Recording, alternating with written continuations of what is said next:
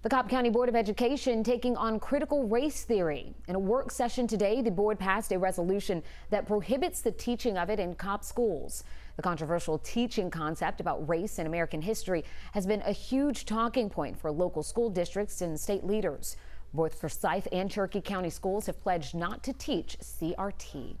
In late May, Cobb County Superintendent Chris Ragsdale said he is, quote, committed to keeping any theory or curriculum which is not part of Georgia's standards out of every Cobb County classroom, end quote. In today's vote, the 4 Republicans voted in favor of the resolution. The 3 Democrats on the board abstained. For the